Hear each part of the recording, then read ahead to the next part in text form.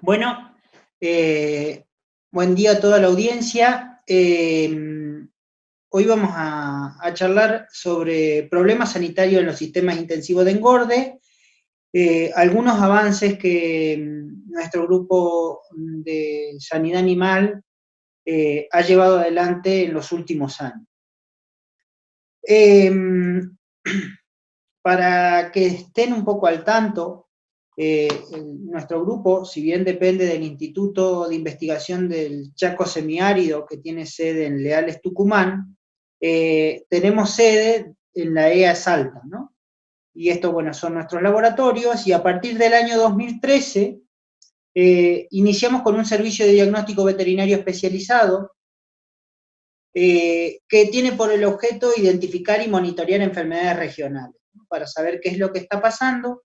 Es como un sistema de vigilancia pasiva, activa, digamos, en el conocimiento de las enfermedades que ocurren en el noroeste argentino.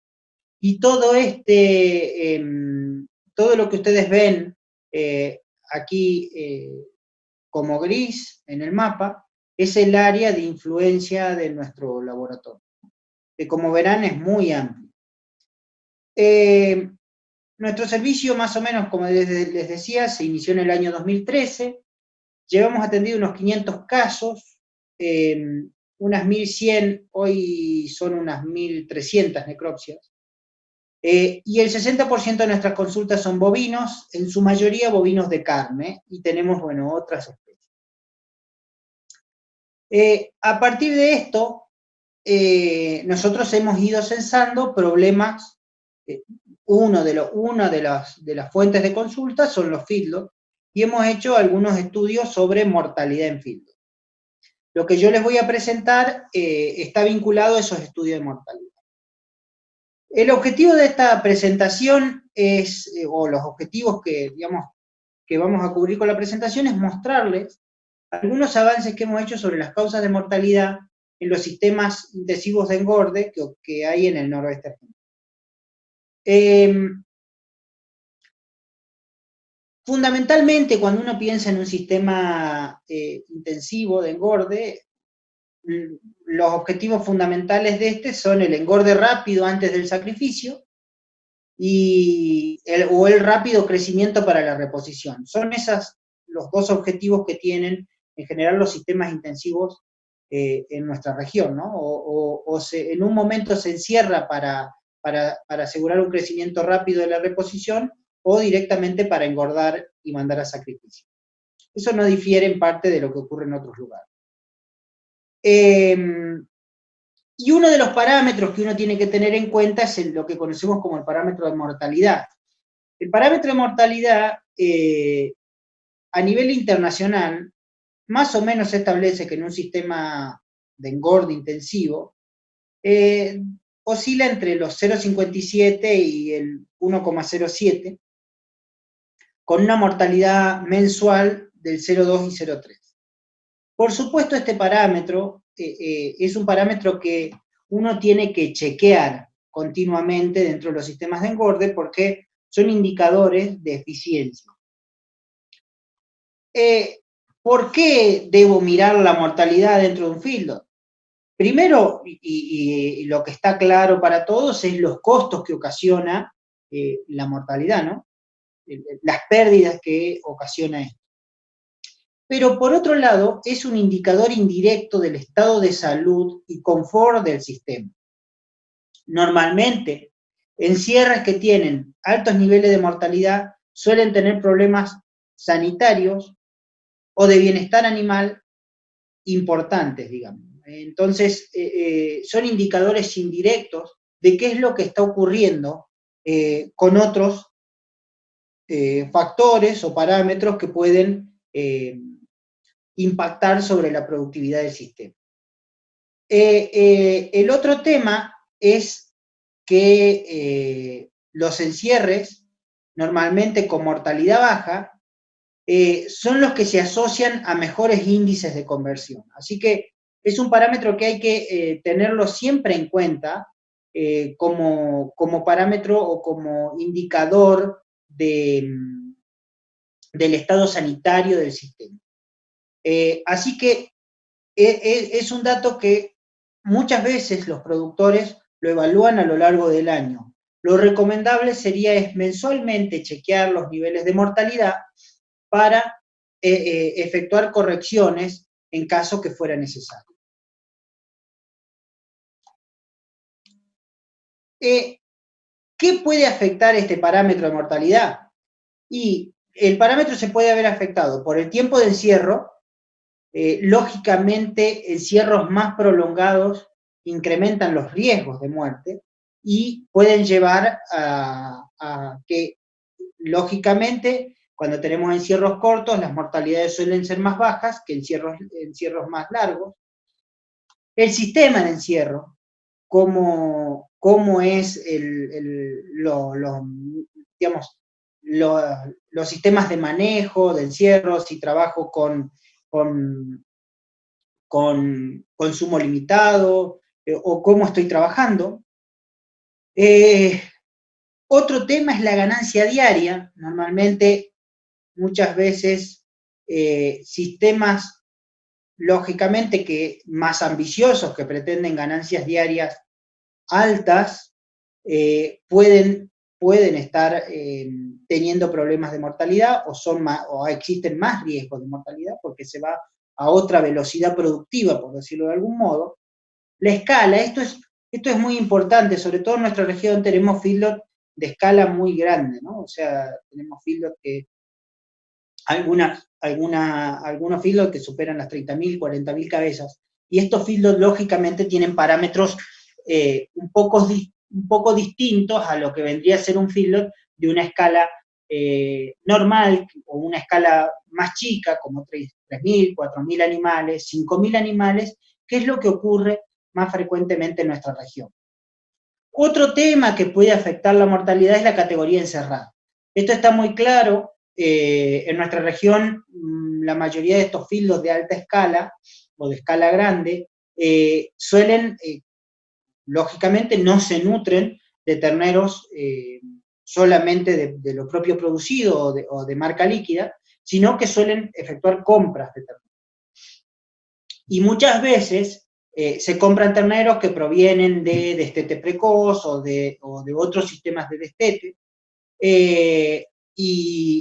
y lógicamente eso impacta, ¿no? Porque un ternero que viene de un destete precoz, comprado, muchas veces ese ternero ya aprendió a comer, ya tuvo exposición a patógenos, entonces muchas veces esos terneros ya vienen como preadaptados, pese a que pueden tener el agravante del viaje, ¿no? Que a veces no ocurre tanto en los terneros propios producidos o se manejan de otro modo. Entonces eso puede impactar en los niveles de mortalidad. Esto lo digo porque es muy frecuente la consulta en nuestros sistemas, que muchas veces tienen niveles de mortalidad más altos en los terneros marca líquida que en los terneros de compra.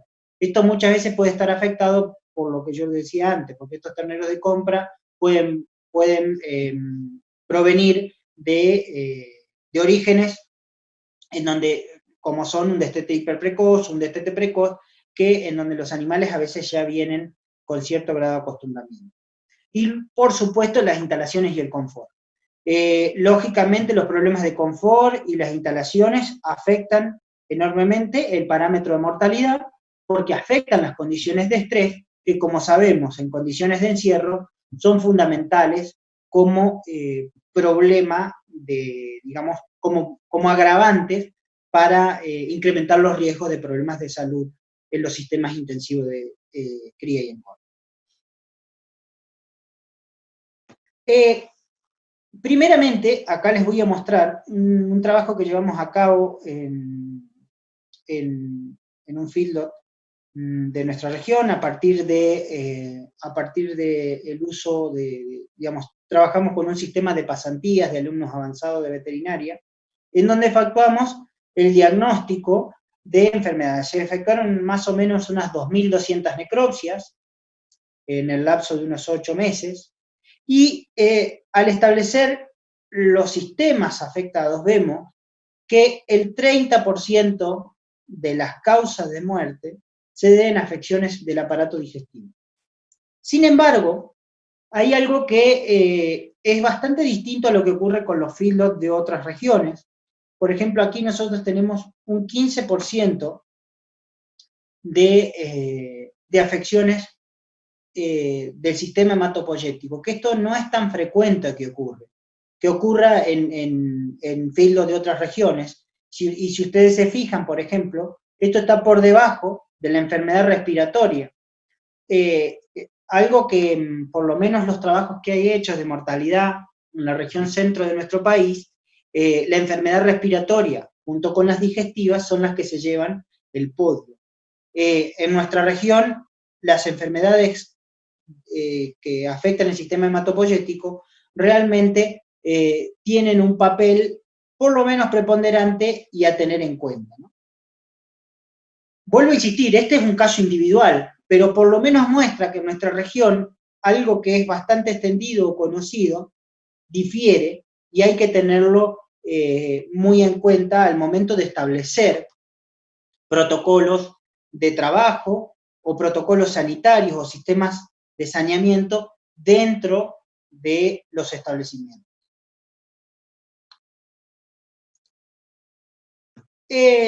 Dentro de las causas digestivas, si ustedes se fijan, el timpanismo ocupa casi el 67% de las causas y las acidosis agudas del 21%. A ver, el timpanismo y la acidosis son cuadros que van vinculados entre sí, porque el timpanismo está asociado muchas veces a problemas de acidosis crónicas, ¿no? A esas ruminitis de tipo paraqueratóxicas crónicas que afectan lógicamente la capacidad de la motilidad y la capacidad de absorción del rumen. Entonces, muchas veces hay un desequilibrio entre la producción de gas y la capacidad de eructación o la absorción de ácidos grasos. Entonces se genera el problema de timpanismo. Uno de los problemas que tenemos al momento de diagnosticar timpanismo, tienen que pensar que no es tan fácil, ¿no? Porque post-mortem, uno de los cambios post-mortem es la timpanización del rumen. Entonces, hay que evaluarlo muy bien.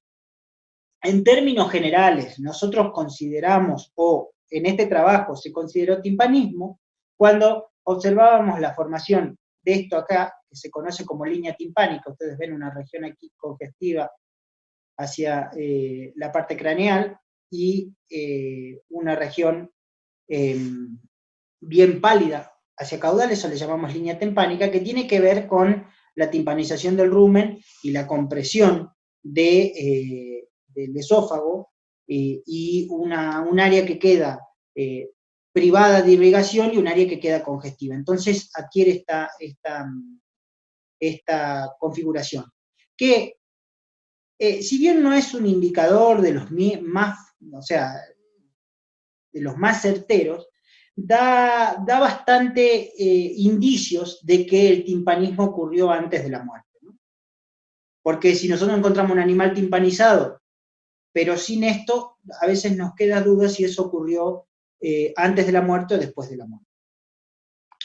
Pero vuelvo a insistir, tanto la acidosis como el timpanismo son corolarios del mismo problema, ¿no? Los factores que inducen o que predisponen al timpanismo son los mismos factores que se vinculan a la acidosis. Es más, se considera que la acidosis es uno de los predisponentes para el timpanismo. Lógicamente, la composición de la ración, el granulado de la ración. Las raciones que tienden a ser, lógicamente, de un granulado más fino, predisponen al timpanismo porque hacen, digamos, como la microflora ruminal puede actuar rápidamente sobre la ración, sobre los componentes de la dieta, hace que se produzca gas masivamente y eso muchas veces no, digamos, hace que la tasa de eliminación de gas no pueda compensar esa producción masiva en el momento y genere justamente el timpanismo. Y lógicamente los problemas de manejo y alimentación. Por lo tanto, como ven, tanto la acidosis como el timpanismo son cuadros que están vinculados entre sí. ¿Y por qué digo esto? Que hay que tenerlo en cuenta. No hemos hecho estudio, pero creo que lo que tenemos que ir es a trabajar sobre los animales de frigorífico y ver los daños ruminales que tenemos y qué porcentaje de los animales sufren estas ruminitis paraqueratóxicas y empezar a ver, porque realmente el impacto que puede tener, de acuerdo al grado de acidosis, sobre la ganancia de peso, esto es un trabajo eh, relativamente, digamos, no es tan viejo, pero que tiene actualmente vigencia, y yo siempre lo pongo porque grafica un poco lo que suele ocurrir cuando tenemos estas acidosis leves, ¿no? Que igual pueden impactar, si ustedes se fijan en lo que es el consumo, el aumento diario y la eficiencia de conversión, cómo la acidosis puede tener un impacto realmente importante en el consumo de materia seca, el aumento diario de peso vivo y la eficiencia de conversión. Así que esto es algo, como verán y como lo vieron en el gráfico anterior, si tenemos timpanismo y acidosis debemos asumir que estamos teniendo, si tenemos timpanismo debemos asumir que tenemos problemas de acidosis, por lo menos de tipo crónica, que lógicamente estamos teniendo pérdidas que no estamos viendo adecuadamente. Como les decía, la segunda causa de muerte dentro del feedlot es las causas hematopoyéticas y casi el 90% de esas causas fueron anaplasmosis. Esto es bastante distinto de lo que ocurre en la región centro de nuestro país, por lo menos no es algo que nosotros lo veamos reportado con la frecuencia que lo vemos acá. Uno de los problemas que tiene la anaplasmosis es que es una enfermedad que, lógicamente, como la compra de animales se da dentro de áreas endémicas para anaplasma, muchas veces los animales ingresan al feedlot y como vienen de muchos ingresos, se reasignan dentro de las tropas y se efectúa después el procesamiento. Y en el procesamiento un animal estándar en nuestra región debe estar recibiendo entre 5, depende si se aplica, se revacuna o no, pero entre 5 y 10 dosis, 12 dosis, entre vacunas, antiparasitarios, minerales o lo que sea, ¿no? Y como sabemos, la principal causa de transmisión de anaplasma es los vectores mecánicos, fundamentalmente la simbiosis. Esto empieza a ser un problema, sobre todo en los feedlots que son de gran escala, ¿no? Porque, lógicamente, todas las medidas de manejo pueden verse, digamos, por ejemplo, el cambio de aguja, cambio de jeringa, ese tipo de cosas en feedlots de gran escala o de gran volumen, a veces no son viables por la cantidad de animales que se deben procesar por día. Entonces empiezan a aparecer este tipo de problemas. Y uno de los problemas graves que tiene esta enfermedad cuando aparece en el feedlot es que las muertes suelen ocurrir en los periodos de terminación, cuando el animal ya pasó su periodo de adaptación, porque por el tiempo de incubación de la enfermedad, entre 40, 50, 60 días, lógicamente el animal ya está con dieta de terminación, que como sabrán, son los animales que más pérdidas llevan, ¿no? Porque ya consumieron alimento, ya están en fase de engorde y para salir, y esto puede realmente ser un problema realmente grave a tener en cuenta en nuestros sistemas de producción.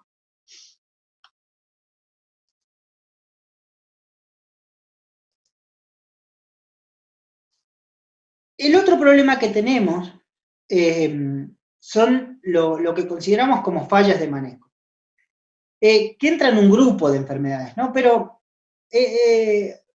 aquí yo les pongo las causas que nosotros tuvimos, y si ustedes se fijan, casi el 50 y pico % de los problemas atribuidos a fallas de manejo se debieron a fallas en la adaptación, a problemas de adaptación, fundamentalmente animales que no comen. Esto lo digo porque muchas veces, ¿qué ocurre?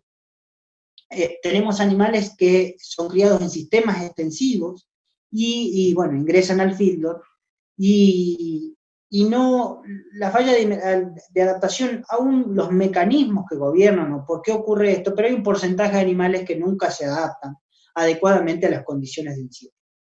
Lo normal es que eso sea del 1 al 2% según se registra. Ahora, eso va a depender muchísimo de un montón de predisponentes, ¿no? Como la categoría. Aquellos que fildotean vacas se lo saben muy bien, porque normalmente cuando se hacen engordes intensivos de vacas, si esas vacas no estaban adaptadas al consumo, tenemos un porcentaje muy alto, puede llegar hasta el 20-25%, nosotros tenemos casos de ese porcentaje de animales que no se adaptan a las condiciones de encierro. Lógicamente, los antecedentes de la tropa, lo que decía, animales que vienen desde tetes hiperprecoz o desde tetes precoz, normalmente vienen comiendo, sabiéndose acercar a los comederos, entonces en esos sistemas tenemos menos problemas.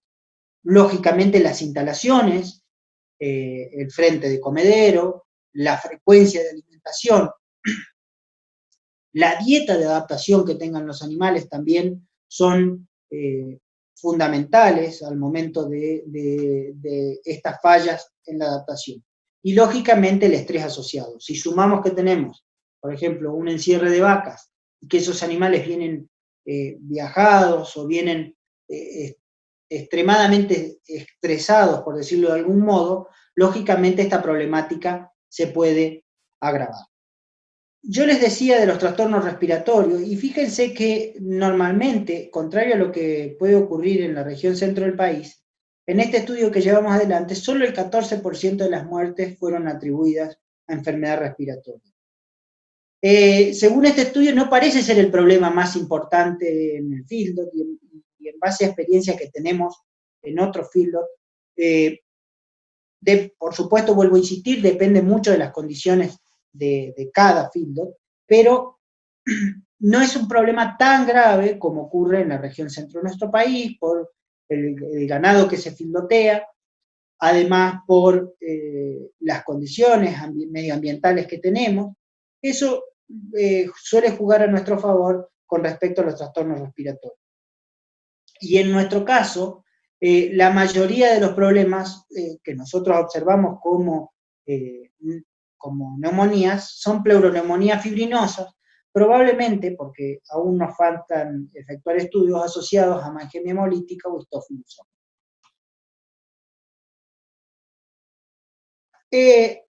Con respecto a los problemas urinarios, esto es bien notorio cuando evaluamos la mortalidad entre grupos, en machos y en hembras.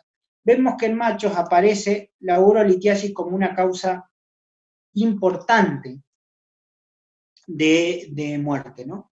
Fíjense que incluso está por encima del resto. Después de la enfermedad digestiva, la urolitiasis empieza a ser un problema realmente importante en los machos.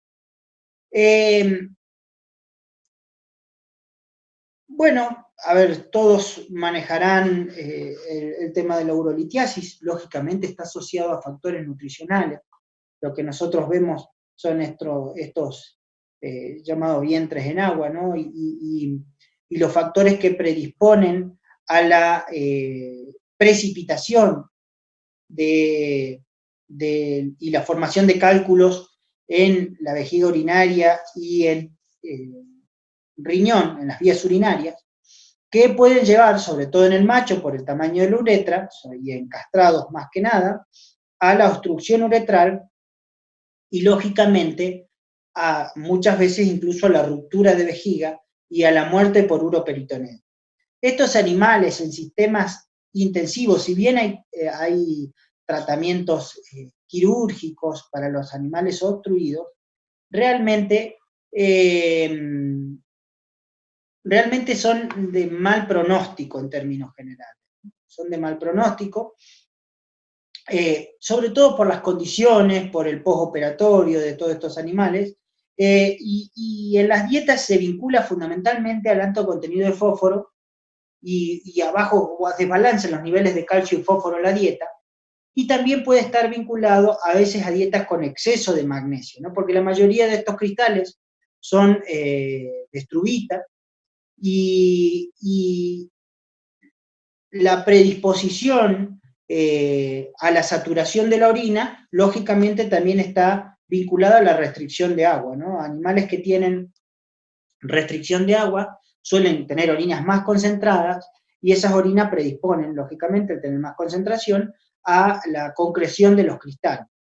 Pueden estar vinculados a deficiencias o carencias minerales. Esta enfermedad se la ha vinculado a veces a la carencia de vitamina A, fundamentalmente por la descamación de los epitelios y a la formación de ese núcleo orgánico sobre el cual se construye el cálculo, ¿no? Pero vuelvo a insistir que a veces son problemas de difícil solución porque las dietas en feedlot tienden a tener altas concentraciones de fósforo. Quizá lo que haya que hacer en estas condiciones es evaluar que esos excesos de fósforo no estén acompañados de exceso de magnesio, porque eso predispone mucho más a la formación de urolitos. Algunos trabajos incluso vinculan a la alimentación con pellet o alguna granulometría determinada de la ración, fundamentalmente porque ese tipo de dieta predispone poco a la salivación. Y como sabemos, el bovino es un animal que excreta fósforo o secreta fósforo en su saliva. Entonces, todas aquellas medidas de manejo tendientes a mejorar la masticación y la secreción de fósforo a través de la saliva va a mejorar la excreción fecal de fósforo y por tanto va a reducir la excreción urinaria de fósforo y eso en términos generales debería reducir el impacto de la urolitiasis. Pero vuelvo a insistir, son problemas muchas veces para las condiciones de las dietas con las que trabajamos de difícil solución. Como conclusión de este trabajo, y espero que les haya servido, la mortalidad es un parámetro que impacta sobre la rentabilidad. Tenemos que trabajar sobre él. Muchas veces nos consultan por esto y en los feedlots no muchos tienen estudios hechos de los cadáveres, de las causas de muerte. Y creo que ahí hay que poner bastante hincapié, ¿no? Porque cada muerto dentro del sistema productivo habla de problemas de manejo, de problemas sanitarios adentro del sistema, ¿no? Y son los puntos de mayor eficiencia diagnóstica, ¿no? Porque a diferencia de cuando solo trabajamos con la clínica o la evidencia serológica y demás, somos menos eficientes porque lógicamente tenemos menos herramientas para poder hacer el diagnóstico. En cambio, cuando trabajamos con la patología asociada a la clínica y a las evidencias epidemiológicas, lógicamente podemos ser más eficientes en los diagnósticos y con eso tener más solvencia al momento de establecer medidas de control, porque es fundamental conocer cuáles son las causas de muerte para reducir su impacto. Como les decía, en este caso, fíjense que los problemas de anaplasmosis son un factor importante y tendríamos que ver o pensar otros sistemas, porque lógicamente el procesamiento de los animales al ingreso con la cantidad de inyecciones que reciben está siendo un factor determinante en la expresión de este problema, por lo menos en las condiciones en las que se efectuó el estudio. Y que lógicamente las causas de muerte varían entre los sistemas de producción. Por lo tanto, esto que yo les presenté, que es un estudio relativamente importante porque son casi 2.200 necropsias efectuadas, representa en parte la casuística de la que vemos, pero por otro lado, es exclusiva para este sistema, porque no todos los feedlots tienen los mismos problemas de mortalidad. Así que bueno, agradezco la atención de todos y espero esta charla haya sido de gusto y utilidad para todos los asistentes.